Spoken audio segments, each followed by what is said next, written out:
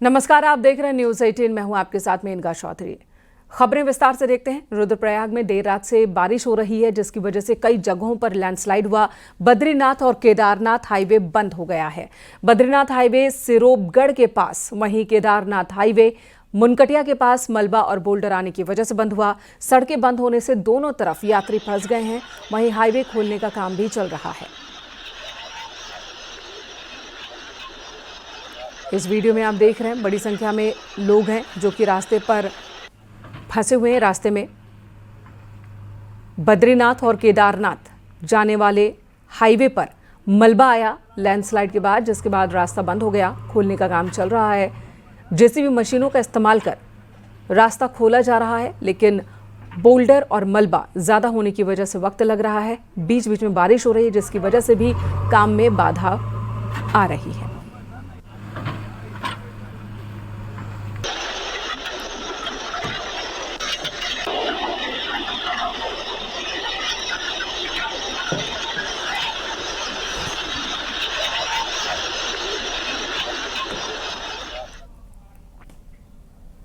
चमोली में हो रही बारिश से जहां जनजीवन अस्त व्यस्त हो गया, तो वहीं ग्रामीण इलाकों को जोड़ने वाली सड़क बाधित हो रही है। तस्वीर कर्णप्रयाग के नजदीक सिवाई गांव की, जहां आप देख सकते हैं कि बरसाती नाला गांव के आसपास बहने लगा है। गांव के पैदल रास्ते क्षतिग्रस्त हो गए हैं। सड़क मार्ग नाले की चपेट में आने से बह चुके हैं। लोगों को परेशानी हो रही है। सड़क कहाँ है, नाला कहाँ है, ये कुछ भी साफ नहीं हो पा रहा।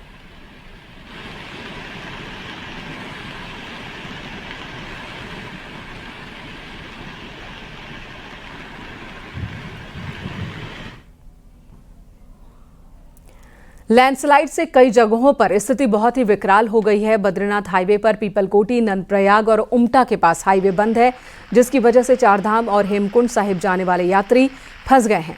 पीडब्ल्यूडी ने बड़ी मुश्किल के बाद कुछ जगहों पर हाईवे खोला है, लेकिन फिर दूसरे पॉइंट पर मलबा आता है और वहां हाईवे बंद हो जा रहा है।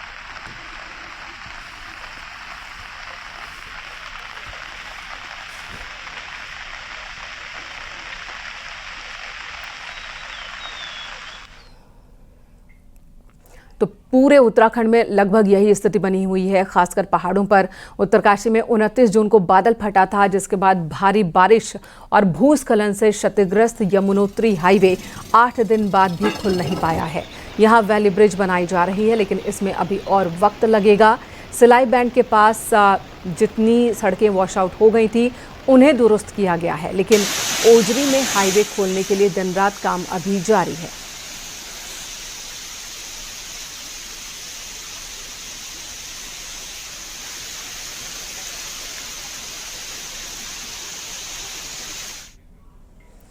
उत्तरकाशी में यमुनोत्री हाईवे 8 दिन से बंद है, जिसकी वजह से 2 दर्जन गांवों का जिला मुख्यालय से संपर्क कट गया। यमुनोत्री हाईवे पर ओजरी के पास तकरीबन 24 मीटर लंबे वैली ब्रिज का निर्माण शुरू किया गया है। विभागीय अधिकारियों का कहना है कि पुल का निर्माण 4 दिन के भीतर पूरा कर आवाजाही शुरू की जाएगी। आपको बता दें, 28 जून को बादल फटने की वजह से सिलाई बैंड और ओजरी के पास यमुनोत्री हाईवे तकरीबन 20 से 25 मीटर का हिस्सा बह गया था।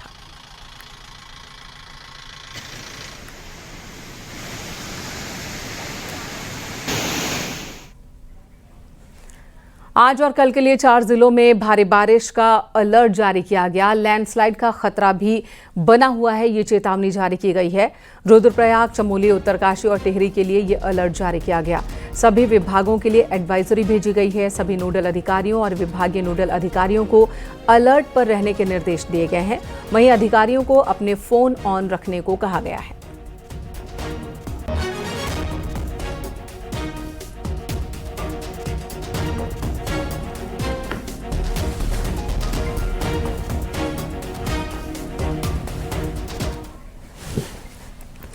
मुख्यमंत्री पुष्कर सिंह धामी ने खटीमा में अपने खेत में धान की रोपाई किया कि इस पर सियासत तेज हो गई। पूर्व सीएम हरीश रावत ने इसे राहुल गांधी की नकल बताया, जिस पर मुख्यमंत्री धामी ने प्रतिक्रिया दी। धामी ने कहा कि राहुल गांधी ऐसा कोई काम नहीं करते जिसका अनुसरण किया जाए। हरीश रावत के बयान को उन्होंने फेस सेविंग स्टेटमेंट करार दिया और कहा कि जिस खेत में उन्होंने धान रोपी है वो उनका पैतृक खेत है। मेरे माता पिता ने उस खेत में वर्षों मेहनत की है। मैं खुद भी कई बार वहां काम कर चुका हूं, ये बात उन्होंने कही। मुख्यमंत्री ने आगे कहा कि जब धान की फसल तैयार हो जाएगी तो वे हरीश रावत समेत विपक्ष के सभी नेताओं को भोजन पर आमंत्रित करेंगे।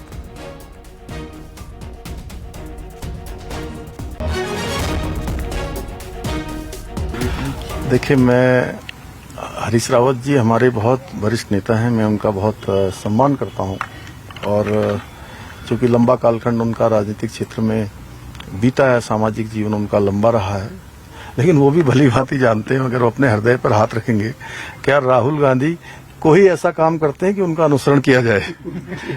अगर उनसे भी आप पूछेंगे तो वो हमेशा मना करेंगे, कभी इस बात को स्वीकार नहीं करेंगे। हाँ, ये मेरा कोई पहले से बना बनाया कार्यक्रम नहीं था और मैं जब छोटा था, आज से लगभग 40 वर्ष पहले, तब से मैं खेत में लगातार जाता था, मेड़ बांधता था, बैलों को जोतता था, हल चलाता था, रुपाई करता था।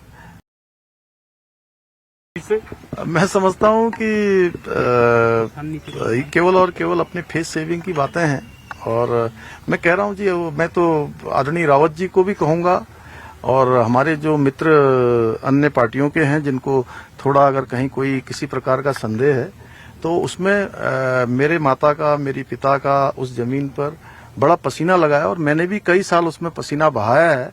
उस दिन मैंने रुपाई की है, उसमें धान लगेंगे, धान लगने के बाद चावल निकलेंगे और वो चावल बहुत मीठा उसका भात बनेगा। मैं उन सबको आमंत्रित करूंगा। देहरादून में आज सीएम धामी ने परिवहन विभाग के नए लॉन्च टेम्पो ट्रैवलर को फ्लैग ऑफ किया। पहली बार उत्तराखंड रोडवेज पहले चरण में 10 गाड़ियां मसूरी देहरादून मार्ग पर चलाया जाएगा रोडवेज की ओर से, जबकि 10 गाड़ियां नैनीताल हल्द्वानी रूट पर चलेंगी। इस दौरान सीएम धामी ने टेम्पो ट्रैवलर की सवारी भी की। सीएम ने कहा कि शहरों के साथ साथ ग्रामीण क्षेत्रों में भी परिवहन सुविधा को मजबूत किया जाएगा। साथ ही सीएम ने यह भी कहा कि प्रदेश में 4 नए ISBT बनाए जा रहे हैं और जल्द ही इलेक्ट्रिक बसों का बेड़ा बढ़ाया जाएगा।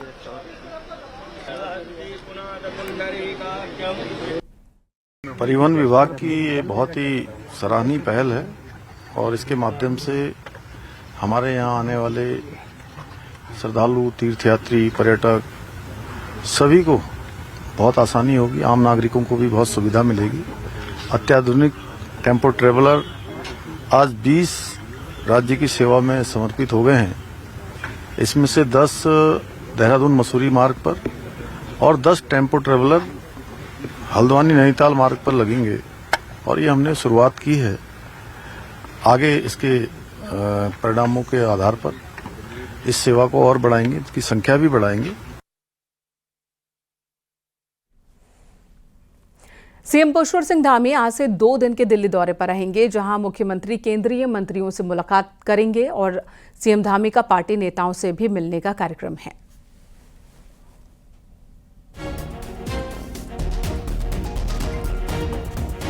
दो दिन के दौरे पर सीएम पुष्कर सिंह धामी दिल्ली आ रहे हैं।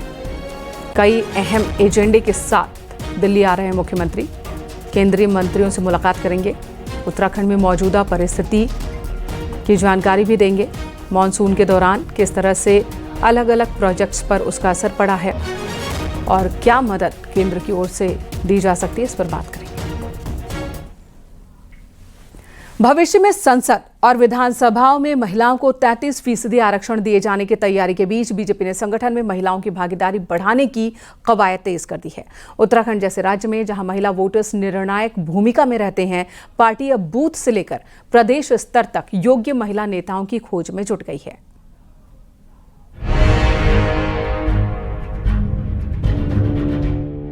भाजपा संगठन में महिला नेताओं की हिस्सेदारी बढ़ाने के लिए जमीनी स्तर पर बड़ा बदलाव शुरू हो गया है। पहली बार मंडल से लेकर जिला और प्रदेश स्तर तक संगठनात्मक ढांचे में महिलाओं को अहम जिम्मेदारियां देने की प्रक्रिया तेज हो गई है। खास बात यह है कि मंडल कार्यकारिणी में कई जगह पर पहली बार महामंत्री पद पर भी महिलाओं की तैनाती की गई है। अब जिला और प्रदेश स्तर पर भी महिला महामंत्रियों की नियुक्ति की तैयारी है। इसके लिए योग्य और सक्रिय महिलाओं की पहचान की जा रही है। देखिए, भारतीय जनता पार्टी के संविधान में मातृशक्ति व्यवस्थाएं सुनिश्चित हैं। हमने कितने दायित्व मातृशक्ति हमारे पदाधिकारी बनते हैं, प्रदेश स्तर पर बनेंगे, जिला स्तर पर बनेंगे।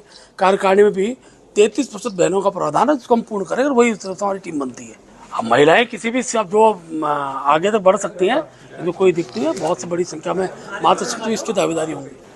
देखिए, जहां हमने जनप्रतिनिधित्व में मातृशक्ति को पर्याप्त स्थान दिया है, भारतीय जनता पार्टी की ही राज्य सरकार थी जहां मातृशक्ति को 50% हमने आरक्षण दिया है और वो त्रिस्तरीय पंचायतों में अभी भी लागू है।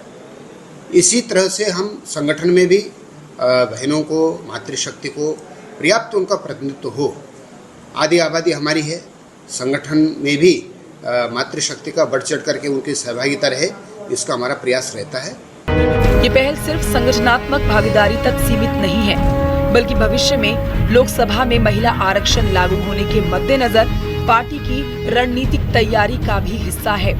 खासकर उत्तराखंड जैसे राज्यों में, जहां पर बीजेपी महिला वोटर्स के दम पर निकाय से लेकर लोकसभा चुनाव में जीत दर्ज कराती आई है। बीजेपी की इस पहल को राजनीतिक दृष्टि से बेहद अहम माना जा रहा है। न्यूज़ 18 के लिए देहरादून से सुनिंदा प्रभात की रिपोर्ट।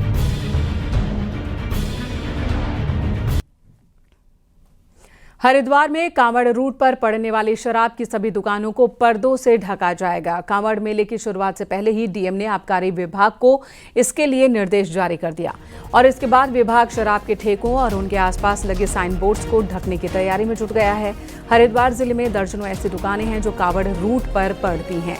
कांवड़ यात्रा के दौरान श्रद्धालुओं की भावनाएं आहत न हो और किसी तरह के टकराव की स्थिति न बने, इसलिए एहतियातन आबकारी विभाग कांवड़ यात्रा अवधि में शराब की दुकानों को पर्दों से ढकेगा।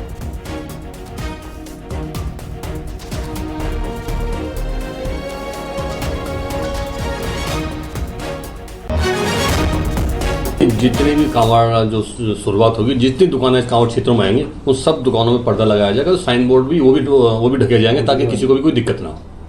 अनुगामी जितने भी शराब के लाइसेंस सबको बता दिया गया है, जब से कांवड़ किसी के साथ भी कोई बदतमीजी ना हो, किसी कोई अद्भुतता ना हो और सारी दुकानों को शांतिपूर्ण से चलाने का काम करें और जिन दुकानों में जो भी समस्या होंगी समस्या को जो किया जाएगा। इधर रुद्रप्रयाग से बड़ी खबर, जहां केदारनाथ धाम में श्रद्धालुओं की भीड़ उमड़ रही है। अब तक 13,37,000 श्रद्धालु बाबा केदार के दर्शन के लिए पहुंचे हैं। रोजाना हजारों की संख्या में लोग पहुंच रहे हैं। रविवार को 2,315 भक्त केदारनाथ पहुंचे, उन्होंने बाबा के दर्शन किए।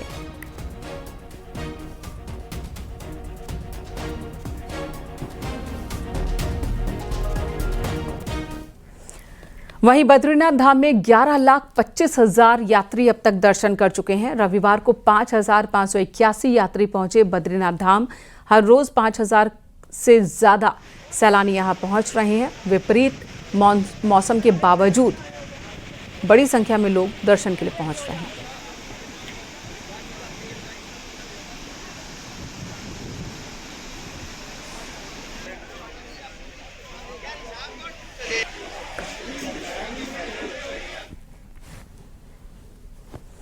वहीं उत्तरकाशी में गंगोत्री यमुनोत्री धाम में अब तक 11,40,000 से ज्यादा श्रद्धालुओं ने दर्शन किए। यमुनोत्री धाम में 5,54,000 और गंगोत्री धाम में 5,86,000 से ज्यादा यात्रियों ने दर्शन किए।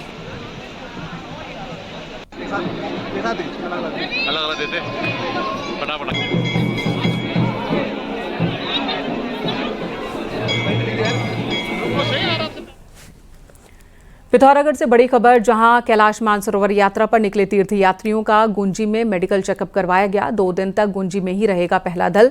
पहले दल में कुल 45 तीर्थयात्री मौजूद हैं।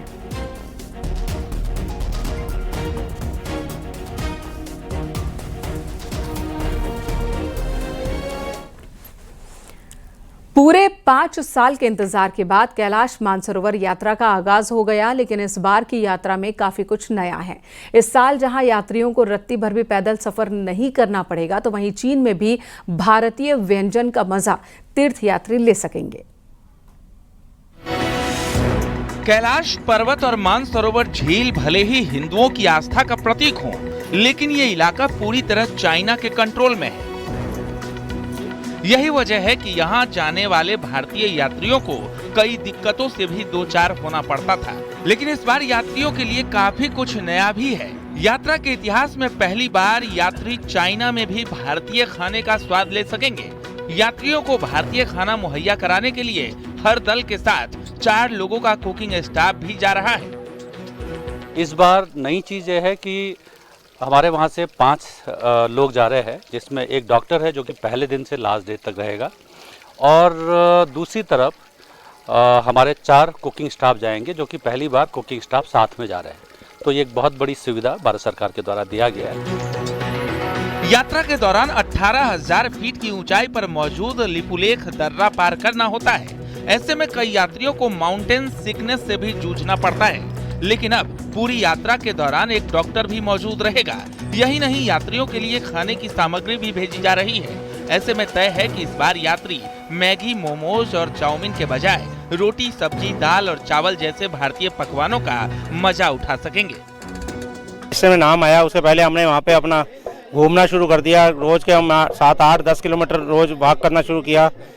इतना उत्साह था कि हम कहीं पे इसमें मेडिकल में नहीं रह जाएं, कहीं हमें चलने में ऑक्सीजन की कमी है, हम उसमें कहीं रह नहीं जाएं। इस कारण से हमें यात्रा नहीं हमारी अधूरी रह जाए, इसकी हम पूरी तैयारी करके आए हैं। बहुत एक्साइटेड है, बहुत हाई अल्टीट्यूड पे जाना है, बहुत लंबे समय से इंतज़ार था। कई बार अप्लाई किया और मौका मिला अभी, तो बहुत अच्छा लग रहा है। और मैं यही कामना करता हूँ कि जिस भी मनोरथ से सब लोग जा रहे हैं वो सब पूर्ण हो। इस बार मानसरोवर यात्रा में सिर्फ 5 दलों को ही परमिशन मिली है। बावजूद इसके यात्रियों के लिए बीते सालों के मुकाबले कई बेहतर इंतजाम किए गए हैं। गाड़ियों की मदद से हो रही यात्रा को पूरा करने में हर दल को 22 दिन लगेंगे, लेकिन इस दौरान उनकी सुविधाओं का भी 100% ख्याल रखा जाएगा। न्यूज़ 18 के लिए पिथौरागढ़ से विजयवर्धन उप्रेती की रिपोर्ट।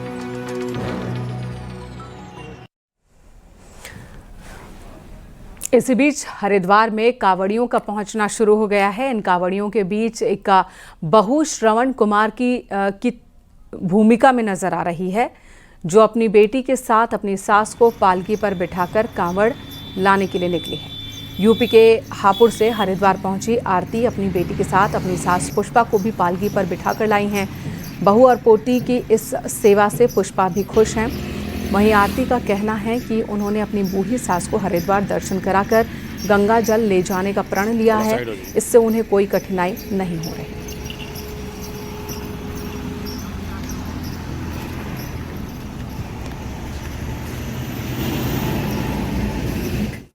पहली बार लेके जा रहे हैं? हाँ, ऐसी कांवर मेरी पहली बार है। वैसा आते रहते हैं। बस भोले बाबा की महिमा है, आशीर्वाद रहना चाहिए उनका। वो तो बुद्धि घुमाने वाले भी वही हैं, भ्रष्ट करने वाले भी वही हैं। जो अच्छा दिमाग में आ जाए वो सही है। नहीं, ये खुशी में ले जा रही हूँ, कभी मेरे मन में लग रही है तो मैं तुम्हें पालकी में बैठा के और हरिद्वार नहवा के लाऊंगी। मैंने कोई तेरे बस की नहीं है तो बोली ना, मैं इस काम को करूंगी जरूर। इधर रुद्रप्रयाग में त्रियुगी नारायण गांव में स्थित भगवान विष्णु का प्राचीन और अद्भुत मंदिर अपने आप में खास है। ये मंदिर भगवान शिव और पार्वती के विवाह स्थल के रूप में जाना जाता है।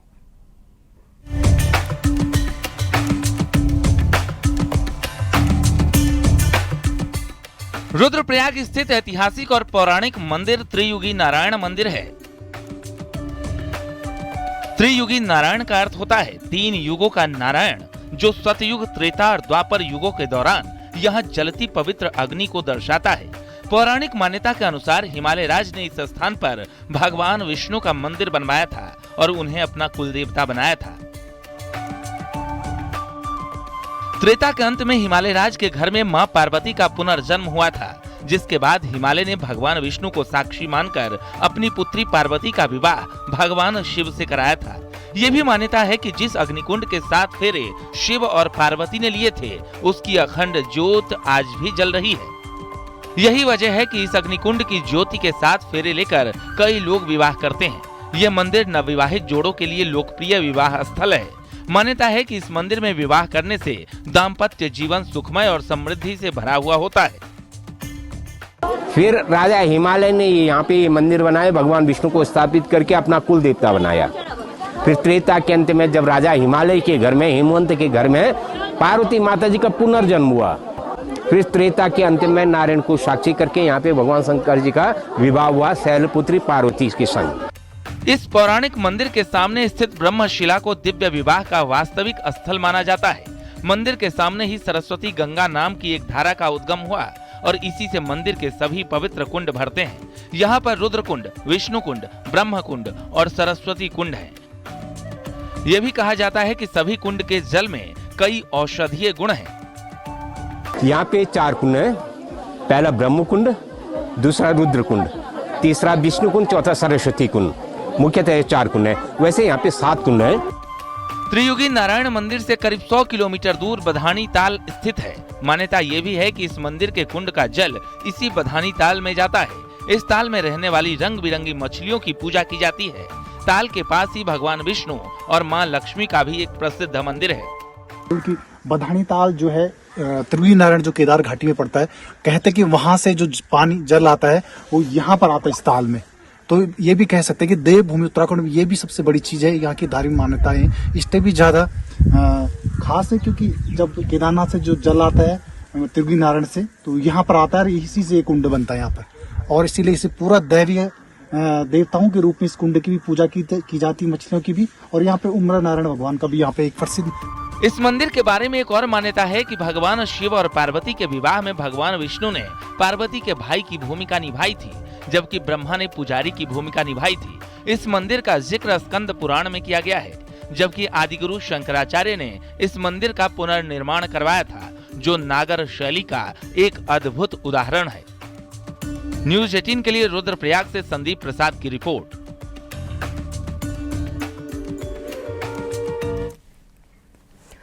उत्तरकाशी के टकनौर क्षेत्र में राजा रघुनाथ का मेला बड़ी धूमधाम से मनाया गया। द्वारी गांव में इस अवसर पर बड़ी संख्या में श्रद्धालु पहुंचे और झूमते नजर आए। बरसात के मौसम में आने वाले कुछ दिन इस तरह के मेले की धूम पूरे क्षेत्र में देखने को मिलेगी।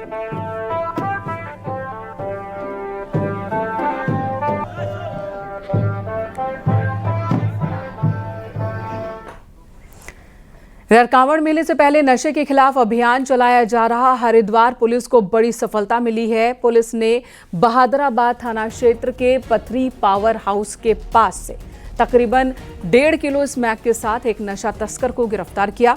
पकड़ी गई स्मैक की बाजार में कीमत तकरीबन 3 करोड़ रुपए बताई जा रही है। यूपी के बागपत का रहने वाला आरोपी मुरसलीन कांवड़ मेले में नशे की खेप सप्लाई करने के इरादे से आया था। पुलिस ने आरोपी के खिलाफ NDPS एक्ट के तहत मुकदमा दर्ज किया है और कोर्ट में पेश किया।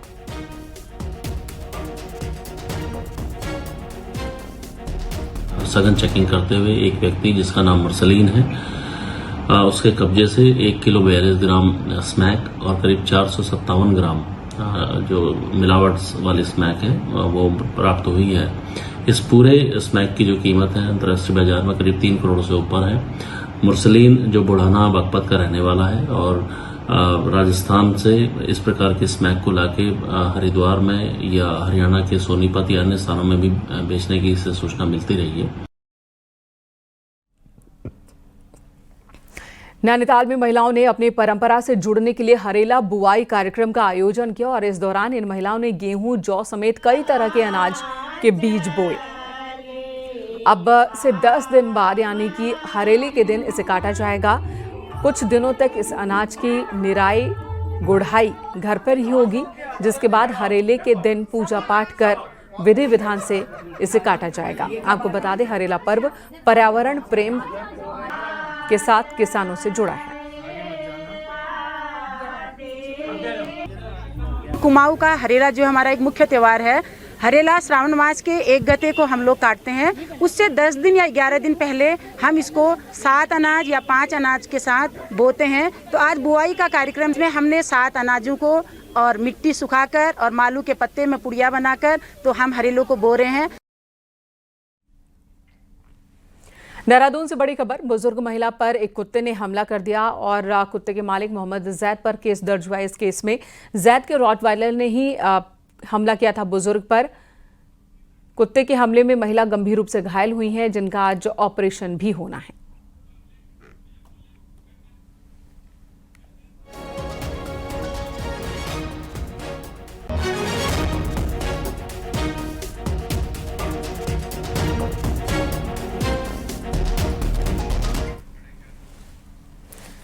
यहाँ रुकेंगे एक ब्रेक के लिए, खबरें ब्रेक के बाद भी जारी हैं।